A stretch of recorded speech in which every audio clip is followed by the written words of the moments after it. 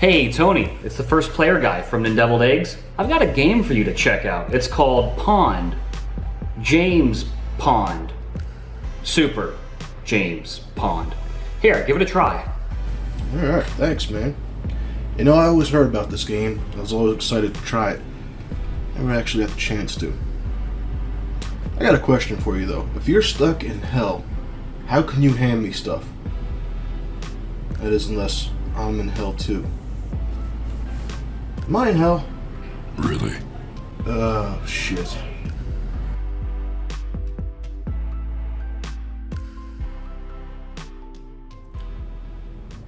So let's first start this off with the most obvious thing.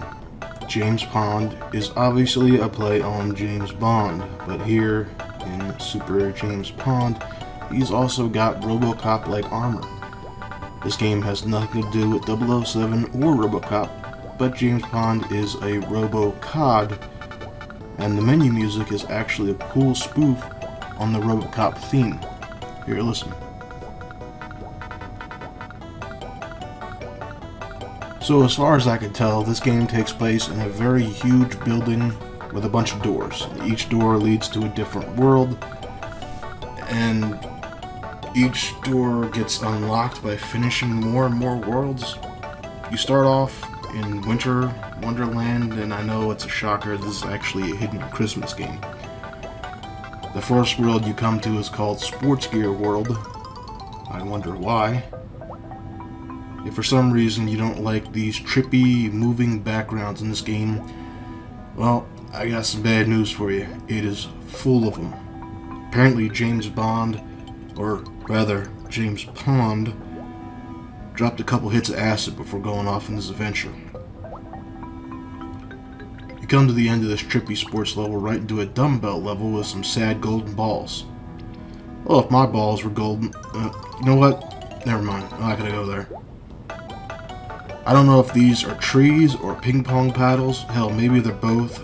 Makes sense when you drop half body weight in acid, but you know, hey. Keeping the trend of not making ball jokes, the next levels have balls with faces on them, bouncing up and down. Aside from the backgrounds, these games being vaguely creepy, there is nothing to these levels that really make them different. I mean, they're colorful, it's a fun game, it's unique. The main character kind of looks like Elmo with hockey pads, so that's cool. Now, this brings me to this really weird bear land. Now you're getting someplace with this, okay? Now this gives me the heebie-jeebies. I don't know if it's the looks on the bears' faces or the disembodied heads, I don't know, but this is probably the first level that's actually made me uncomfortable, so I'm right back into it. This level brings us to our first big boss, a big-ass bear. He bounces around the stage, kicking the shit out of you in only the way that a 90s arcade boss can. You kick his brown fuzzy ass, or I mean you bounce on his head until he explodes for some reason, also an ID staple. This leads us to a level called Candyland. This one doesn't have a weird moving background, so my eyes got a little bit of a break. Also, this level has guys that remind me of the gingerbread man from Shrek, so that was kind of cool. You make a jarring jump from sweet treats to chocolate and cheese for some reason, and then you return back to Candyland, finding the barber pole, and is off to Car World. Yes, there are cars in this world that you could jump into GTA style and zoom past, but overall, this level I felt was kind of empty and long for this type of game. Overall, this game is very interesting and well worth a playthrough, but this level will drag you right into the fight with the big ass car. So yeah, it turned a negative into a positive right there.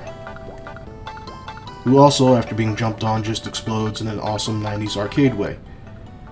Then it's on to Bed Bath & Beyond. On this level, you Super Mario headbutt your block, and you get a magical ride on a floating bathtub. I gotta say, first player guy, I play this game, the more I feel like I'm on a drug trip. It's fun, it's interesting, very interesting, but I'm gonna skip a little bit here, just in the interest of time. So we come to our next big boss battle, the Queen of Hearts. It's not the actual card but the woman on the card, I guess, she actually drops playing cards on you, and our poor COD dude has to jump off them to get to the top of the level and jump off of her head, which causes her to have another 90s explosion for this boss, and that sends us to Legoland.